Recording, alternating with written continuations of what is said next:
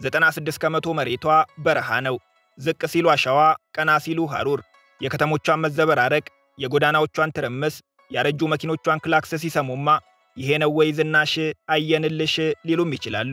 የአንድ አገር ማንነት በሚያብረቀርቁ ሕንፃዎች፣ በሚያብለጨልጩ መብራቶች ከፍ፣ በአመዳም ጎዳና፣ በዝብርቅርቅ መንደር ዝቅ እንደማይል ካመኑ ግን ፊት ለፊት ከሚታየው ተውኔት ከመድረኩ ጀርባ ሸሸግ አድርጋ የያዘችውን ምስጢር ታሳዩታለች። እውነታን ካልሸሸን ዛሬ መጋረጃውን ገለጥ እያደረግን ምስጢሯን እያየን ስንደነቅ ነው የምንውለው። ግብጽ ገብተናል። ኢትዮጵያውያን ነንና ለዘመናት እናት አገራችንን ለመጉዳት የሄደችበትን ርቀት እንቃወማለን። ዘጌት ብለንም በመረጃ እንሞግታለን። ከዚያ በመለስ ግን እውነትን እንናገራለን። የሰው ዘር ዛፍ ለዛፍ እየተንጠላጠለ ፍሬ በሚለቅምበት፣ ጫካ ለጫካ እያደነ ለዕለት ምግቡ በሚኳትንበት የጨለማው ዘመን ግብፃውያን የሂሳብ ስሌት ይቀምሩ፣ በሕክምና ይራቀቁ፣ በኪነ ሕንፃ የሚጠበቡ ነበር። ዓለማችን ላይ የግብፅን ስልጣኔ እንቀድማለን፣ ተከሻ ለተከሻ እንለካካለን ማለት የሚችሉት ሜሶፖታማውያን ብቻ ናቸው። የግብፅ ስልጣኔ በዘመናዊው ዓለም ራሱን ችሎ የሚጠና ኢጂፕቶሎጂ የሚባል የሳይንስ ዘርፍ ሆኗል። ይህም የስልጣኔያቸውን ጥልቀት፣ የእውቀታቸውን ምጥቀት ይነግረናል። ግብፅ በምድራችን ላይ የመጀመሪያ ከሚባሉ አገራት አንዷ ናት። በዕድሜ ከተበለጠችም በኢራን ብቻ ነው።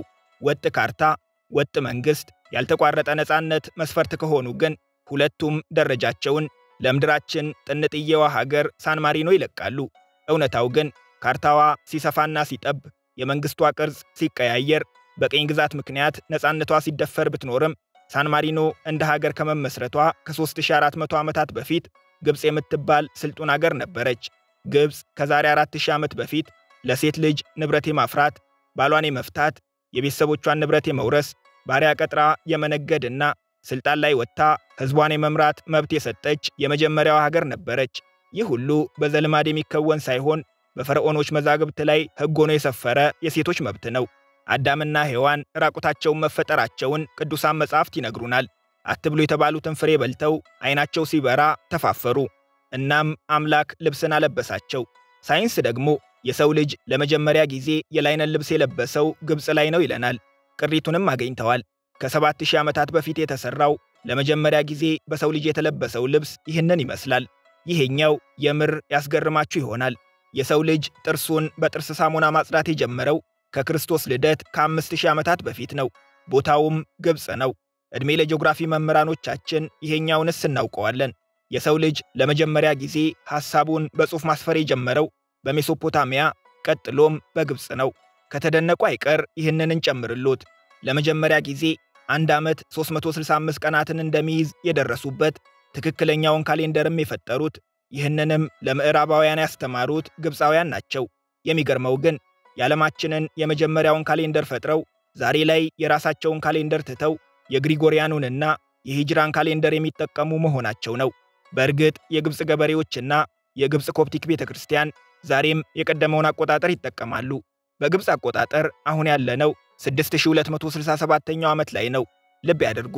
ጥንታዊው የግብፅ ካሌንደር መቆጠር የጀመረው ከክርስቶስ ልደት ከ4241 ዓመታት በፊት ነው። የግብፅ ኮፕቲክ ቤተክርስቲያን ደግሞ አቆጣጠሩን ብትከተልም መነሻውን ከቤተክርስቲያኗ ታሪክ ጋር ስላገናኘችው ካሌንደሯ ዛሬ ላይ 1742ኛው ዓመተ ምህረት ነው የሚለው። በእርግጥ ሰው ሆኖ ፍጹም የለም። በዚህ ደረጃ የሰለጠኑት ግብፃውያን ስህተት ሰርተውም ያውቃሉ። በሀገራችን ተልከን ስንረሳ ወይም ማስተዋል ሲጎድለን ልብ የለውም ተብለን እናውቃለን። ሳይንስ ደግሞ ልብ ከማስታወስም ከማስተዋልም ጋር ግንኙነት የለውም ይለናል።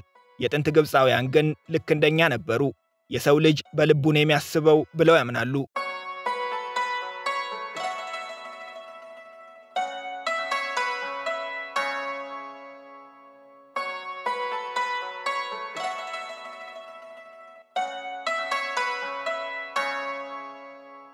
ብዙዎቻችን ፒራሚዶች የድንጋይ ክምር ስለሚመስሉን ዓለም ለምን በዚህ ደረጃ እንደሚደነቅባቸው ግራ ይገባናል።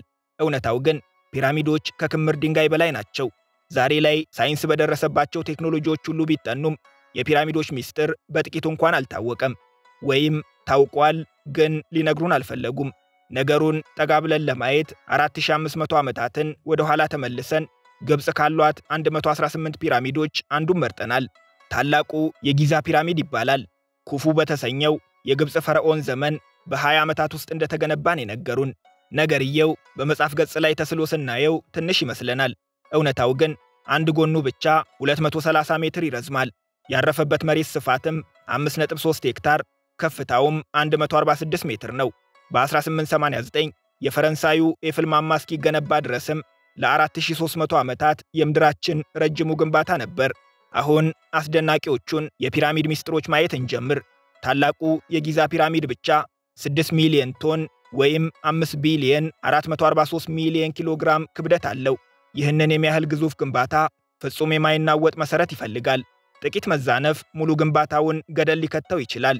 የግብፅ መሬት ደግሞ ነፋስ የሚበትነው አሸዋ ነው። ታዲያ የጥንት ግብፃውያን ከዛሬ 4500 ዓመታት በፊት እንዴት ይህንን ያህል ግዙፍ ግንባታ መሸከም የሚችል የማይናወጥ መሰረት መጣል ቻሉ? መደነቅ የምንጀምረው በዘመናዊ ቴክኖሎጂ ተጠንቶ ታላቁ የጊዛ ፒራሚድ ያረፈበት መሰረት ምንም መዛነፍ የሌለው ፍጹም ትክክል ሆኖ መገኘቱን ስንሰማ ነው። 5.3 ሄክታር መሬት መሰረት ገንብተው የተገኘው ልዩነት 2 ሴንቲሜትር ብቻ ነው። የዚህን ያህል ትክክለኝነት በዘመናዊ ጂፒኤስ ካልሆነ በእጅ ተቆፍሮ ከተሰራ ግንባታ በፍጹም የማይጠበቅ ነው። ታላቁ የጊዛ ፒራሚድ 4 ማዕዘን ሲኖረው አንዱ ማዕዘን 230 ሜትር ከ40 ሴንቲሜትር ስፋት አለው። ድጋሚ የሚያስደንቀን አራቱም ማዕዘናት ያለ ስህተት እኩል ሆነው መገኘታቸው ነው። የምዕራብ ክፍሉ ብቻ ከሌሎች በ4.4 ሴንቲሜትር ይረዝማል። ይህም በዘመናዊ ግንባታዎች ከሚታየውም ያነሰ የ0.01 ከመቶ ስህተት ነው። ታላቁን የጊዛ ፒራሚድ ለመገንባት ብቻ 2.3 ሚሊዮን ድንጋዮች ጥቅም ላይ ውለዋል። ድንጋዮቹ እርዝመታቸው 1 ሜትር ሲሆን ስፋታቸው ደግሞ ከ1 ሜትር ከ50 እስከ 2 ሜትር ከ50 ይደርሳል። ትናንሾቹ 2.5 ቶን ወይም 2267 ኪሎ ግራም፣ ትላልቆቹ 80 ቶን ወይም 72500 ኪሎ ግራም ይመዝናሉ። የሚያስደንቀው ታዲያ 72000 ኪሎ ግራም የሚመዝኑት ትላልቆቹ ድንጋዮች የመጡት አስዋን ከሚባል ከፒራሚዱ በ800 ኪሎ ሜትር ርቀት ላይ ከሚገኝ ስፍራ ነው። ይህ እንኳን ያኔ ዛሬ ቴክኖሎጂ በፈጠራቸው ታላላቅ ማሽኖችም የሚታሰብ አይደለም። ይሁን በአንዳች ተአምር ድንጋዩን አመጡት ብለን እንመን። እነዚህ ትላልቆቹ ድንጋዮች የሚገኙት የንጉሱ ክፍል በሚባለው የፒራሚዱ የላይኛው ክፍል ውስጥ ነው። በምን ተአምር ተሸክመው ወደ ላይ አወጡት ነው ጥያቄው። አሁንም ይሁን አልን። ድንጋዮቹ መጡ፣ ወደ ላይም ወጡ። እኛ የምናውቀው ብሎኬት እንኳን በአሸዋና በሲሚንቶ እንደሚጣበቅ ነው። ካልሆነ የእምቧይ ካብ ነው የሚሆነው። የፒራሚዶቹ ግንባታ ግን ይህንን እውነት ይሽረዋል። 2.3 ሚሊዮን ድንጋዮች ተደርድረው የዓለማችንን ታላቁን ፒራሚድ ሲገነቡት ምንም አይነት ማጣበቂያ ሲሚንቶም ይሁን አሸዋ አገልግሎት ላይ አልዋለም። ሁሉም ድንጋዮች ያለምንም ድጋፍ ራሳቸውን ችለው የተደረደሩ ናቸው። ተአምር የሚሆንብን ያለምንም ድጋፍ የተቀመጡት የፒራሚድ ድንጋዮች እንደ አውሮፓውያን አቆጣጠር በ1303 ሙሉ ካይሮን ባነቃነቀው ታላቅ ርዕደ መሬት ተመተው እንኳን አለመፈራረሳቸው ነው። ሌላው ዛሬም ሳይንስ ያልደረሰበት ሚስጥር ድንጋዮቹ ዘመናዊውን የሌዘር ቴክኖሎጂ የተጠቀሙ ይመስል ያለምንም መዛነፍ ቀጥ ብለው የተቆረጡ መሆናቸው ነው። ለ45 ክፍለ ዘመን ንቅንቅ ሳይሉ ተደራርበው የመቀመጣቸው ሚስጥርም እሱ ነው። በመካከላቸው ምላጭ ለማስገባት የሚሆን ክፍተት የለም። ለብዙ ዓመታት ሳይንቲስቶች በእጃቸው ተመሳሳይ ድንጋይ ለመቁረጥ ሙከራ ቢያደርጉም አንዳቸውም አልተሳካላቸውም። ታዲያ በዛሬ ዘመን የሰው ልጅ ፒራሚድን ከገነቡ ድንጋዮች አንዱን እንኳን አስተካክሎ መቁረጥ ካልቻለ የጥንት ግብፃውያን ከዛሬ 4500 ዓመታት በፊት በምን ተአምር 2.3 ሚሊዮን ድንጋዮችን ቆራርጠው ታላቁን ፒራሚድ ሊገነቡ ቻሉ? አሁን የሚሰሙት እውነት ከአእምሮ በላይ ነው። ቀደም ሲል የነገርናቸውን እውነት ያስታውሱት። ታላቁ የጊዛ ፒራሚድ ከመሬት ሲታይ 4 ማዕዘን አለው። ይህ ግን ስህተት ነው። ፀሐይ በምድር ወገብ ትይዩ በምትሆንበት ጊዜ ብቻ በአይን የሚታይ ሌላ ተአምር አለው። ፒራሚዱ 8 ማዕዘን ያለው። ይህንን ለማየት ግን የግድ አውሮፕላን መሳፈር ካልሆነም በአንዳች ተአምር ከፒራሚዱ እጅግ በጣም ከፍ ብለው መብረር አለበት። ዋናው ጥያቄም እሱ ነው። አውሮፕላን የተፈጠረው አሁን በቀደም ዕለት ከ100 ዓመታት በፊት ግብፃውያን በምን ተአምር ትክክለኛው የፒራሚዱ ቅርጽ ከሰማይ ብቻ እንዲታይ አድርገው ሰሩት? ታላቁ የጊዛ ፒራሚድ በተገነባበት ዘመን ጂፒኤስ አልነበረም፣ ሳተላይትም አልተጠቀሙም። ነገር ግን የፒራሚዱ ማዕዘን ያላንዳች መዛነፍ ትክክለኛውን ሰሜን የሚመለከት ነው። ይህ የታወቀው ዘመናዊ የሳተላይትና የጂፒኤስ ቴክኖሎጂዎች ከተፈጠሩ በኋላ እንጂ ለብዙ ሺህ ዘመናት ፒራሚድ የዚህን ያህል ሳይንሳዊ መራቀቅ እንዳለው አይታወቅም ነበር። መግቢያችን ላይ ስለ ፒራሚድ እውነቱን እንድናውቅ አይፈለግ ይሆናል ያልንበትም ምክንያት አሁን እንንገራችሁ። ጥንት መምህራኖቻችን ፒራሚዶች የተገነቡት ለፈርዖኖች መቃብርነት ነው ብለውን ነበር። እውነታው ግን በታላቁ የጊዛ ፒራሚድ ውስጥ አንድም የተቀበረ ንጉሥ አልተገኘም። ታዲያ ለቀብር ስፍራነት ካልሆነ ለምን ተገነባ? ለቀብር ስፍራነት የተገነባ ፒራሚድስ በምን ተአምር በዚህ ደረጃ ዘመናዊ ሳይንስ እንኳን ሊደርስበት ያልቻለውን አይነት መራቀቅ ሊኖረው ቻለ? የፒራሚዱ ሚስጥር በሺዎች የሚቆጠሩ መጻሕፍት፣ የምርምርና የጥናት ጽሑፎች የታተሙበት፣ አዲስ ቴክኖሎጂ በተፈጠረ ቁጥር አዲስ መረጃ የሚገኝበት ታላቅ ሚስጥር ነው። ሆኖም ሁሉም ሳይንቲስቶች መላምት እንጂ የሚስማሙበትን አንድ እውነት አላገኙም።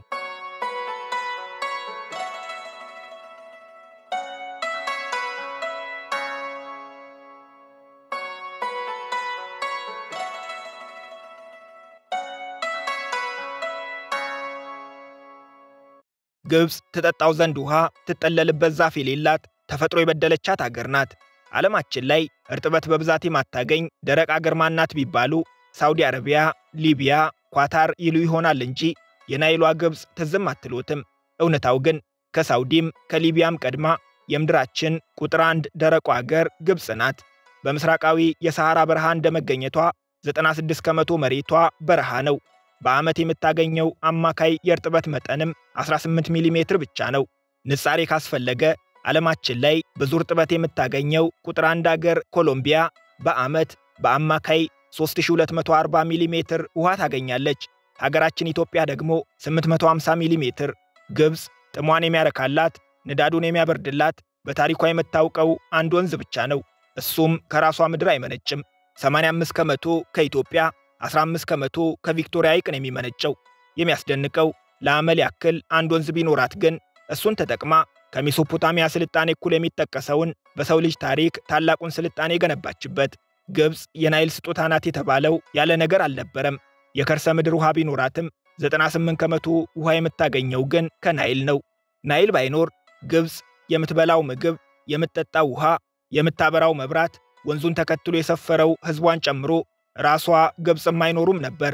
ግብጽን የመጎብኘት ዕድሉን አገኝተው ከነበር የጠጡት ሻይ፣ የገመጡት ዳቦ፣ ያረፉበት ቤት፣ ሲሚንቶ የተቦካበት ውሃ ሁሉም ከናይል ነው የተቀዱት። ይህንን የምናነሳው በአንድ አይኗ ባጌጠችው ሀገር ቁጭት ካደረብን በሚል ነው። ለኑሮ ምቹ የሆነው የግብጽ ምድር ከቆዳ ስፋቷ 4 ከመቶ ብቻ ነው። እሱም የአባይን ወንዝና የሜዲትራኒያን ባህር ተከትሎ ነው የሚገኘው።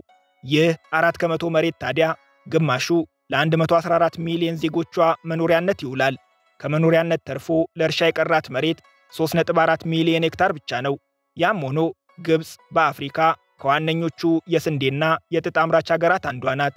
ብርቱካን፣ ሎሚ፣ ድንች፣ ሽንኩርት፣ እንጆሪ፣ ወይንና ሮማን ለዓለም ገበያ ኤክስፖርት በማድረግም ትታወቃለች።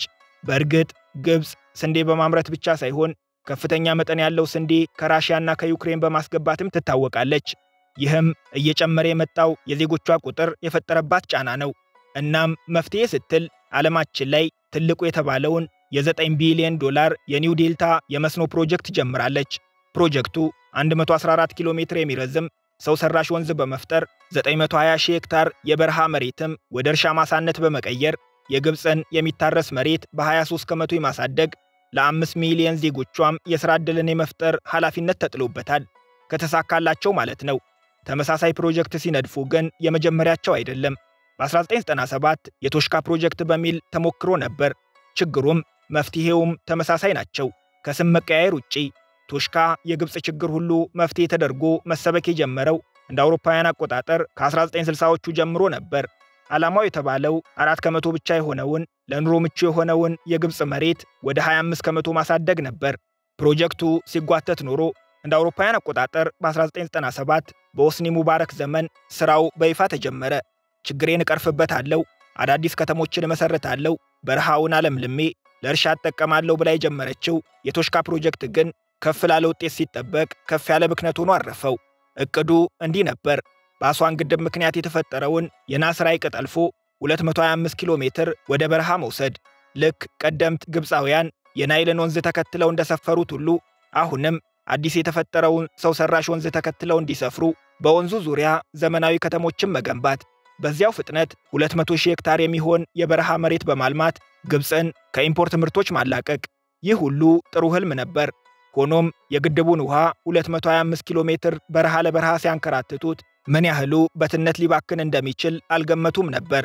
ያሰቡት ተሳክቶ እንኳ ቢሆን 5.5 ቢሊዮን ኩቢክ ሜትር ውሃ ያስፈልጋቸዋል። ይህ ደግሞ ግብፅ በዓመት ከናይል ወንዝ ከምታገኘው የውሃ መጠን አንጻር የበዛ ሳይሆን የተጋነነ አባካኝነት ነው። ነገሩን ሲጀምሩት ያው የናይልን ነገር ከኛ ውጪ ማን ያዝበታል ብለው ነበር። ፕሮጀክቱ ስህተት መሆኑ የገባቸው ግን 4 ቢሊዮን ዶላራቸውን ከስክሰው ያሰቡት ሁሉ ሳይሳካ ሲቀር ነው። ባገኙት አጋጣሚ ሁሉ ገጽታቸውን መገንባት የሚወዱት አብዱል ፈታህ አልሲሲም ለረጅም ዓመታት ተቋርጦ የቆየውን የቶሽካ ፕሮጀክት እንደ አዲስ አስጀምረውታል። ያም ሆኖ ዛሬም ቶሽካን ተከትሎ የሰፈረ ሰው የለም። ያ ሁሉ ገንዘብ ፈሶበትም 200,000 ሄክታር መሬት ያለማል የተባለው የመስኖ ፕሮጀክት 1/5ኛውን እንኳን ማልማት አልቻለም። ይህ በእንዲህ እንዳለ ነው እንግዲህ የ9 ቢሊዮን ዶላሩ የኒው ዴልታ ፕሮጀክት የተጀመረው። ግብፃውያን ውሃም ምርትም ለማግኘት ለአዳዲስ ፕሮጀክቶች ገንዘባቸውን የመከስከሳቸውን ያህል በእጃቸው የሚገኘውን ሀብት በአግባቡ ለመጠቀም ጥረት አድርገው ቢሆን የተሻለ ስኬታማ በሆኑ ነበር።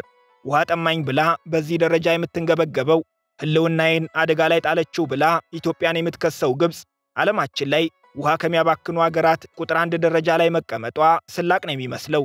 ግብፅ አባይን ገድባ ለመጠጥ እንዲሆናቸው አጣርታ እንዲጠጡት ወደ ዜጎቿ ከምትልከው ውሃ 35 ከመቶ ዜጎቿ ቤት ሳይደርስ መንገድ ላይ ነው የሚባክነው። ምክንያት ያረጁና የተሰባበሩ የውሃ መስመሮቿ እየፈነዱ ውሃ ስለሚያፈሱ 35 ከመቶ ሀገር አቀፉ አማካይ እንጂ በስዊዝ በኢስማኤሊያና በፖርት ሰይድ ደግሞ መንገድ ላይ የሚባክነው ውሃ ጭራሽ 60 ከመቶ ይደርሳል። አሁንም ሌላ ቁጥር እንመልከት። ግብፅ ከአባይ ወንዝ ከምታገኘው ውሃ 80 ከመቶውን የምትጠቀመው ለግብርና ሥራ ነው። ከዋናው ናይል ጠልፋ ወደ በረሃ በመውሰድ በጉዞ መሃል ታዲያ 55 ከመቶ ውሃ ይባክናል። ምክንያት ግብፃውያን ዛሬም የሚጠቀሙት ኋላ ቀር የሆነውን የጎርፍ መስኖ ነው። የጎርፍ መስኖ ቴክኖሎጂ አያውቅም፣ ለውሃ ብክነትም አይጨነቅም። ከናይል እስከ እርሻ ማሳ ቦይ ተቆፍሮ ውሃ ይለቀቅበታል። ታዲያ ከናይል የተነሳው ውሃ የሚፈለግበት ቦታ እስኪደርስ አሸዋማውን መሬት ሁሉ እያረሰረሰው ነው የሚሄደው። እርሻ ቦታ ከደረሰም በኋላ በእጽዋት በአትክልትና በፍራፍሬዎች እግር ስር ሳይሆን ሙሉ ማሳው ውስጥ ነው የሚለቀቀው። በዚህ ምክንያት ሀገሯ ከደረሰው ወንዝ 55 ከመቶውን አባክና ኢትዮጵያ በውሃ ጥም ልትገለኝ ነው ድረሱልኝ ትላለች። ከሰመረላቸው አሁን የጀመሩት ፕሮጀክት ከስካሁኑ የተሻለ ነው እየተባለ ነው። ቀደም ሲል በ9 ቢሊዮን ዶላር ጀመሩት ያልናቸው የኒው ዴልታ ፕሮጀክት ማለት ነው። ይሄኛውን ልዩ የሚያደርገው የናይል ወንዝ ብቸኞቹ አድራጊ ፈጣሪዎች እንዳልሆኑ ማመን ከጀመሩ በኋላ የመጣ ፕሮጀክት መሆኑ ነው። አባካኙ የጎርፍ መስኖም እንደማያዋጣቸው ገብቷቸዋል። እንደ ቶሽካ ፕሮጀክትም ከናይል ወንዝ ውሃ እየወሰድን እንዳሻን እናደርገዋለን የሚለውን የማይጨበጥ ሕልምም ትተውታል። በዚህኛው ዕቅዳቸው በአሜሪካ ገበሬዎች ጥቅም ላይ የሚውለውን ከመደበኛው የመስኖ ሥርዓትን በተሻለ የውሃ ብክነትን በግማሽ የሚቀንሰውን ቴክኖሎጂ መጠቀም ጀምረዋል። ፕሮጀክቱ ከወንዝና ከከርሰ ምድር ከሚገኘው ውሃ ባለፈ ጥቅም ላይ የዋለን ውሃ አጣርቶ መልሶ መጠቀምንም ይጨምራል። ዓለማችን ላይ ከሚገኙ ታላላቅ የፍሳሽ ውሃ ማጣሪያዎች አንዱ የሆነውን የአልሃማም የውሃ ማጣሪያ ገንብተውም ወደ ሥራ አስገብተዋል።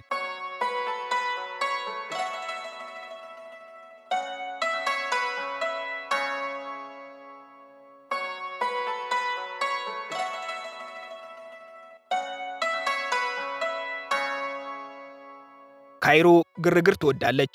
በነዋሪዎቿ ብዛት በመኪኖቿ ክላክስን የምትታወቀው የማያባራው የመኪኖቿ ጩኸት ምናለ ክላክስም በክፍያ በሆነን የሚያስብለው። በእርግጥ ግርግር ባያጣትም አይፈረድባትም። 22 ሚሊዮን ነዋሪዎች አሏት። በዚህም በነዋሪ ብዛት በአፍሪካ አንደኛ፣ በዓለም ደግሞ 5ኛዋ ትልቋ ከተማ ናት። ጎዳናዎቿ ላይ የሚታየውን የመኪና ትርምስ ያዩ ካይሮ ላይ እጁን የፈታ ሹፌር የትም ዓለም ቢሄድ መንዳት ይችላል ይላሉ። እኛ ደግሞ ካይሮ ላይ ዜብራ ያቋረጠ እግረኛ የትም ዓለም ቢሄድ መሻገር ይችላል እንላለን። እውነተኞቹን ነዋሪዎች ግን አሳ በሏቸው። በመኪናው ትርምስ መሃል ያልፋሉ ሳይሆን ይዋኛሉን የሚባለው። ካይሮ ከመጡ ከእንቅልፉ የሚነቁት በአዛን ድምፅ ነው። ከተማዋ ከ1000 በላይ መስጊዶች አሏት። የድምፅ መደራረብን ለማስቀረት ሲባል ግን በሬዲዮ ሞገድ ተገናኝተው የአብዛኞቹ መስጊዶች አዛን ከአንድ ማዕከል ነው የሚሰራጨው። ጎዳናዎቿን ሲረግጡ የዳቦ ሽታ ይቀበሉታል። ካይሮ ዳቦ ትወዳለች። ቀናችንን የምንጀምረው ግን ፉልና ታማያ በመብላት ይሆናል። ምሳችንን ልክ እንደ ካይሮ ጎዳናዎች የምግቦች ግርግር የሚበዛበትን ኮሸሪ እንበላለን። እነዚህን ሁለቱም ምግቦች ካልቀመሱ ግብፅ መምጣቱን እንጠራጠራለን። ከቁርስም ከምሳም በኋላ ሻይ እንጠጣለን። ካይሮ የደም ስሯ የሚነቃቃው በሻይ ነው። ትውውቅ የሚጀምረው ማህበራዊ ህይወትም የሚደረጀው ሻይ ተይዞ ነው። ዙረት ከመውጣታችን በፊት ግን አንድ ሚስጥር ሹክ እንበለዎት። ምንም ነገር ሲገዙ የተጠራልዎትን ዋጋ እንዳይከፍሉ። እንደ ሀገር ቤት የቻሉትን ያህል ይከራከሩ። አፍሪካ ነውና ቢሮክራሲው አይጣል ነው። ይህ ለጎብኚዎች ብቻ ሳይሆን ለነዋሪዎችም ጭምር ነው። የትም መስሪያ ቤት ጉዳይ ለማስጨረስ ወንድሜ፣ አጎቴ፣ ጓደኛ የሚሉት ሰው መኖር አለበት። በካይሮ ታሪክ ለማየት ሙዚየም መሄድ አይጠበቅቦትም። ከተማዋ ራሷ ሙዚየም ናት። በበረሃ መሃል የሚገኝ የሚመስለን የጊዛ ፒራሚድ በካይሮ አቅራቢያ ነው የሚገኘው። ድሮ በሁለቱ መካከል የብዙ ኪሎ ሜትሮች ርቀት ነበር። ቁጥራቸው በየዓመቱ በ500 ሺህ የሚጨምረው የካይሮ ነዋሪዎች ግን ፒራሚዱን እየተጠጉ ዛሬ ጎረቤታቸው አድርገውታል። በቅርቡ የተጠናቀቀው የዓለማችን ትልቁ ሙዚየምም እዚሁ ካይሮ ውስጥ ነው የሚገኘው። የሳላዲን ግንብ ላይ ወጥተው ሙሉ ካይሮን ማየት፣ የአልሃዛር ዩኒቨርሲቲና መስጊድ ገብተው ከምድራችን ዕድሜ ጠገብ ዩኒቨርሲቲዎች አንዱን መጎብኘት፣ ካኔል ካሊል ገበያ ሄደው የ700 ዓመታት ታሪክ ባለውና ታላቁ ደራሲ ነጂብ ማህፉዝ በሚወደው ገበያ የስጦታ ዕቃዎችን መግዛት ይችላሉ። ክርስቲያን ከሆኑ ጥንታዊ ቤተክርስቲያኖችን የሚያገኙበት ኮፕቲክ ካይሮ ቢሄዱ ደስተኛ ይሆናሉ።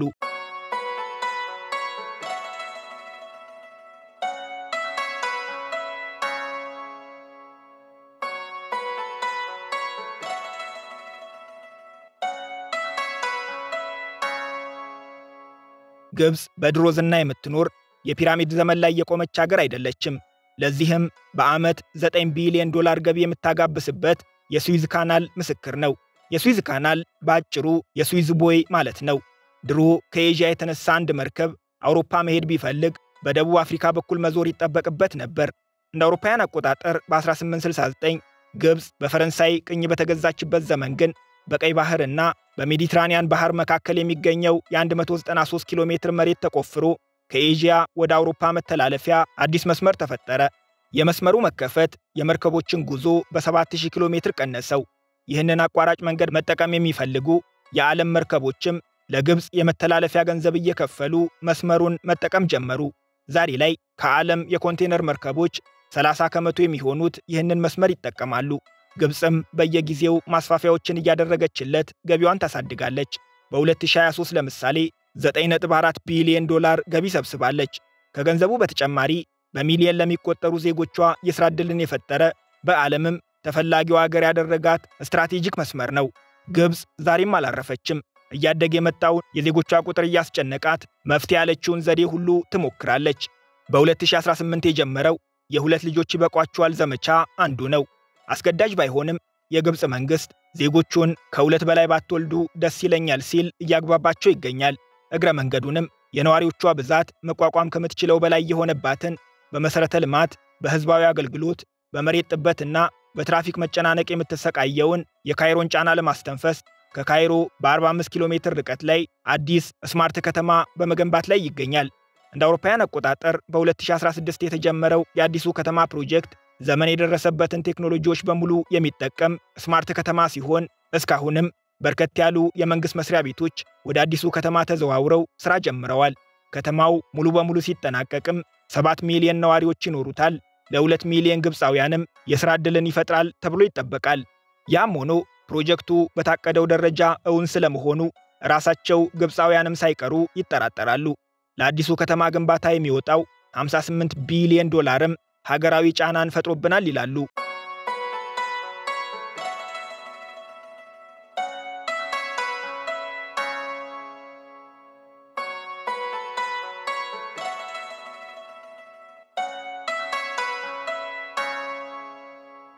የዛሬ ጉብኝታችንን በዚሁ አበቃን።